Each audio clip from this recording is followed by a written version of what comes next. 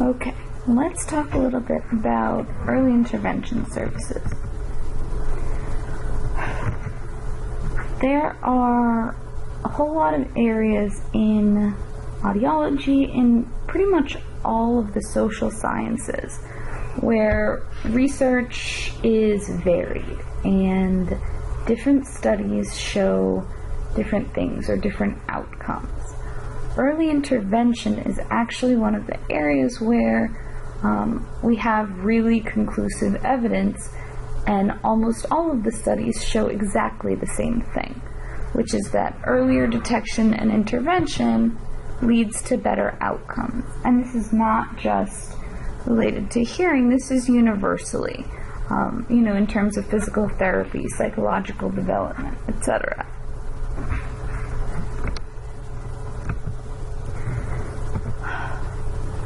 When we talk about early intervention services, early intervention is a state-regulated mechanism that is required at the national level. So, part of the IDEA, the Individuals with Disabilities Education Act, requires that services be available across a wide range of specialties like physical therapy, occupational therapy, audiology, speech and language therapy, overall developmental specialists at no or very low cost for infants through 3-year-olds. And this is all based on this idea that if you can detect and intervene early, there are way better outcomes and many less services needed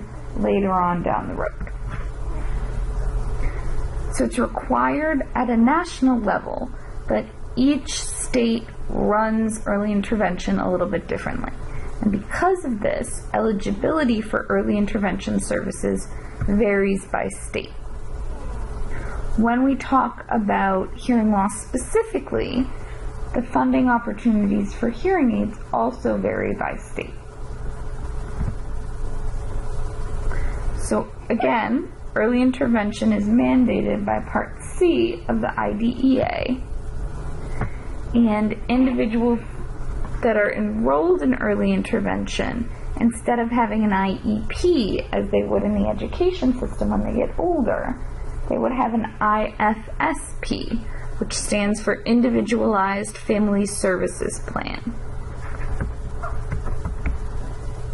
The IFSP serves as sort of the home document where every different therapist who works with that child, every professional, is going to document goals, lessons, visits, progress, etc.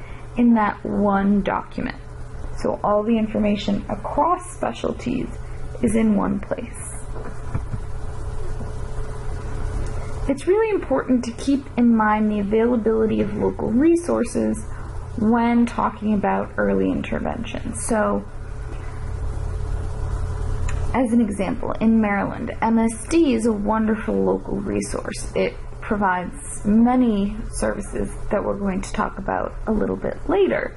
But there are some states where the audiology services and services for the deaf are much poorer just because there's not any local resources that are quite as comprehensive or quite as well developed. Additionally, especially as you go down south and out west, where states are enormous, there may be a state school for the deaf that might be, 5 or 6 hours away from a different part of the state. And so the local resources may not be as plentiful in other places. So this link right here, and I'll provide this link in the links section, is a document that shows different hearing aid funding opportunities. So we talked a little bit about the fact that most private insurances don't cover hearing aids. And for children, that's not quite true. There are many states that have different requirements about required hearing aid coverage for children. And the age for children can vary from 12 to 18. So some states require that insurance cover hearing aids for children through age 12.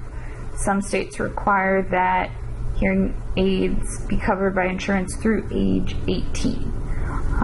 And it's really important, as somebody working with a population with hearing loss, that you know what the rules are in order to advise families for the state that you are in. Overall general characteristics of early intervention. The idea behind early intervention is that the services are supposed to be given in a natural environment. So the therapists, in most cases, are actually coming out to the child's home, to their daycare setting, if they have a babysitter or a caregiver, to that home, so that the family can be engaged and that it's not like a therapy center type of environment, where possible. Now, audiology services, as an example, still remain at least partly a center-based environment, because you can't take the audiometer and the sound booth with you to someone's home. So the audiological testing services, at least, are not in a natural environment. They're still located at centers. And services are provided across multiple different areas. So some examples: physical therapy, occupational therapy, speech therapy services, social functioning services, other types of communication services like ASL instruction, psychological services, and global developmental services. And there are others. These are just some examples. And eligibility is based on certain state-established guidelines. Since each early intervention program is run by the individual state, there are different criteria for eligibility. Typically, the criteria is such that children have to be a certain percentage behind their peers. So let's say it's 20%. So a child might have a speech and language evaluation, and if that child is, let's say, 24 months old, 20% of that would be 4.8, so almost 5 months. They would have to be almost 5 months behind where their normally developing peers are in order to be eligible for early intervention services in that area. Whereas if the child was 12 months old, they would have to only be 2.5 months behind their normally developing peers in order to be eligible. There are some diagnoses that serve as automatic qualifications for services, so you do not have to meet the percentage behind criteria in that area. Hearing loss is an automatic qualification in many states, but it varies how much hearing loss, what type of hearing loss, what degree of hearing loss qualifies a child automatically. In Maryland, the early intervention services are called infants and toddlers programs, and they are run by county. Each county utilizes a single point of entry. So there is one contact person for every county, no matter what specific area the services are being requested, no matter who the person referring is, there is a single contact person. And really anybody can refer a parent or family to early intervention services. So a daycare provider, a parent, a physician, an audiologist, family friend, etc.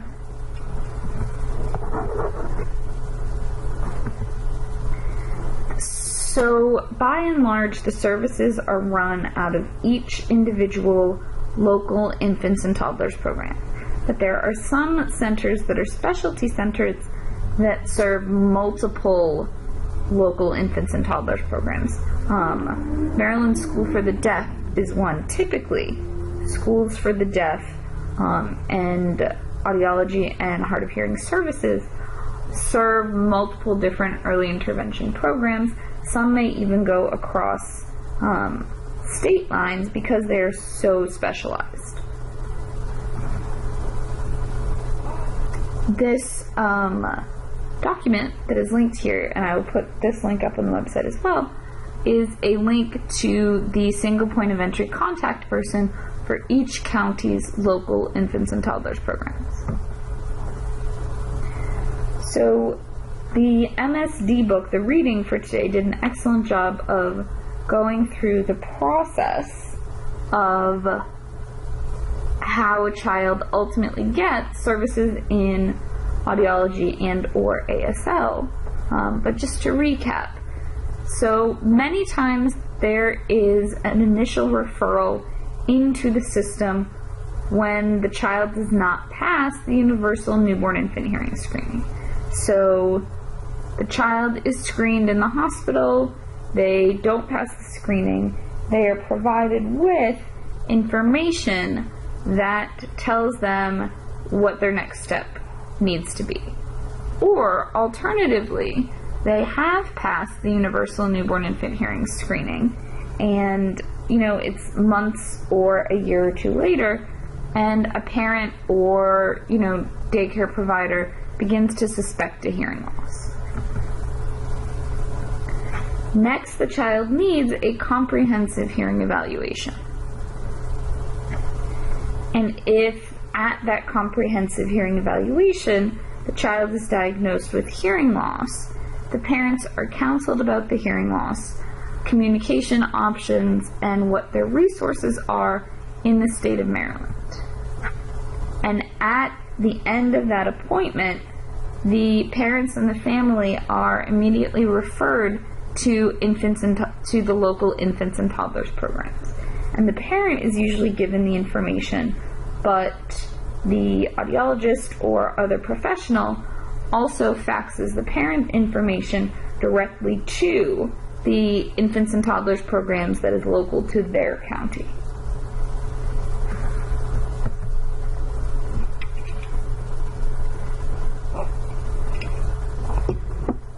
I think it's important to just talk briefly about the counseling that takes place when a child is diagnosed with hearing loss for the first time. It can be really challenging to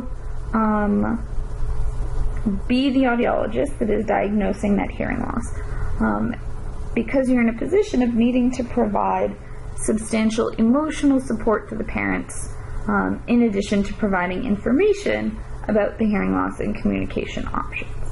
Many parents are very, very emotional when they first learn of a child's hearing loss, particularly because the vast majority of children that have hearing loss are born to parents that do not have hearing loss. So in many, many cases, it is completely unexpected. And as somebody that has a newborn myself now, I can understand it doesn't even matter that it's hearing loss, but I can understand how emotional it can be for somebody to tell you that there is something that is not normal about your child.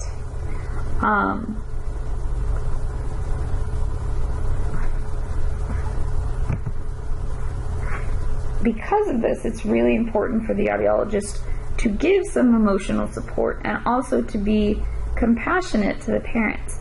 I know that it can be difficult, and this may be true for many of you as well, because this is the field of audiologists, because audiologists work with hearing loss day in and day out, there can be sort of a tendency to, on the part of the audiologist, or the deaf studies professional, whomever, to sort of think, well, it's hearing loss or it's deafness. It's not that big a deal. You know, you get hearing aids or you learn ASL or, you know, you join the deaf community. But particularly for parents that don't have a history of hearing loss, they don't have anybody in their family that has hearing loss, it can be really jarring information, and they feel very lost in knowing what to do next.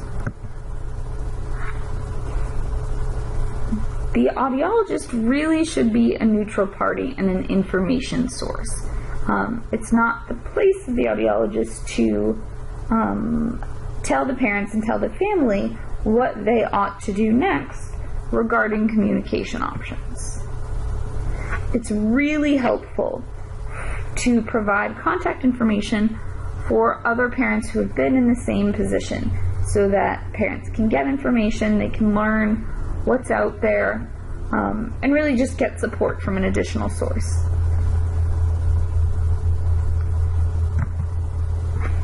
The audiologist really needs to help the parent understand and own making the decision about the hearing loss and communication. In the long run, the parent is going to be more successful, and the family and the child are going to be more successful if, you know, the parent and the family really feels that it was their communication option decision and that they took control and made it. It's important when talking about information to parents that you can't guarantee results in any way. You can't tell a parent your child's going to be completely successful with a cochlear implant. You can't tell a parent your child is going to do really well with hearing aids. You also, you know, you can't tell a parent if they opt to try and learn ASL that their child is going to become fluent in ASL and have excellent language skills. It's also really important that the parents understand. So I've had a parent who said, well, we don't need hearing aids, we'll just talk louder. And this is for a child with a permanent moderate hearing loss. That was not really an option long term.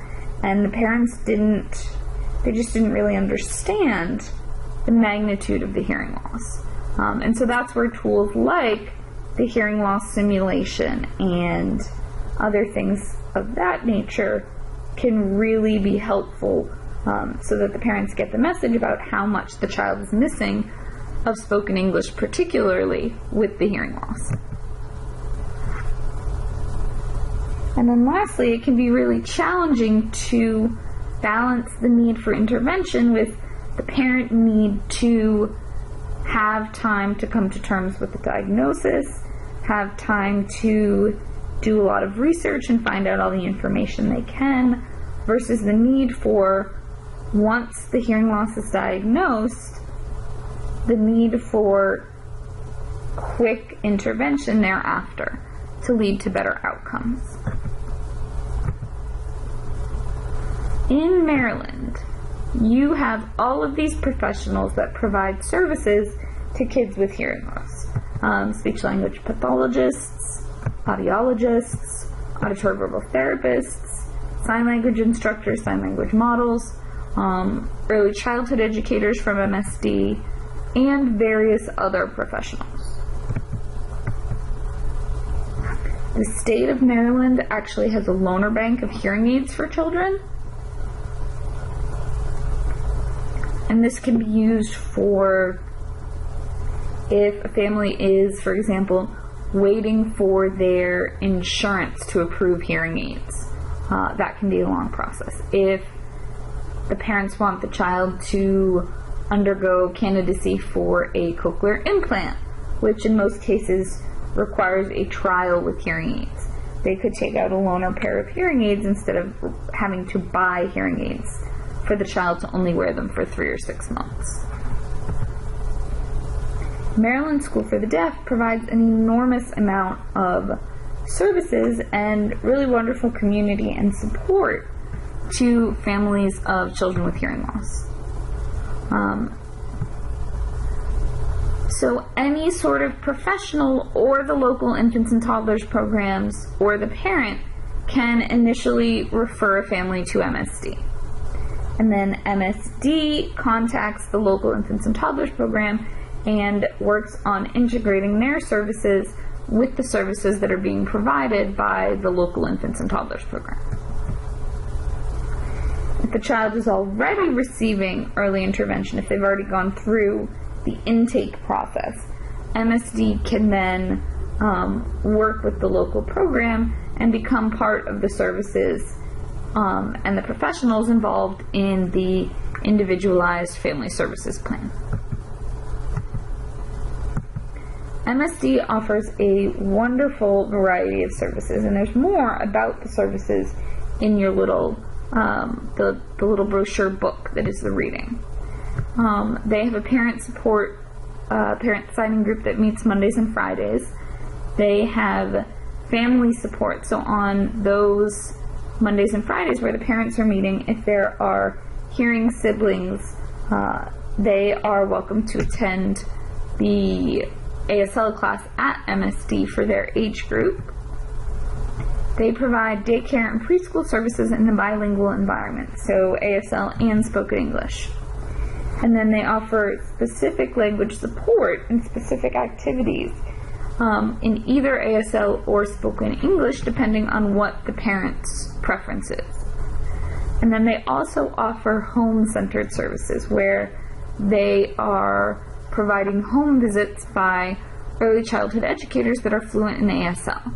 So the educator is working with the child to help the child learn ASL, and also working with the parent to help the parent learn if needed, and help the parent learn how to work effectively with the child on language skills.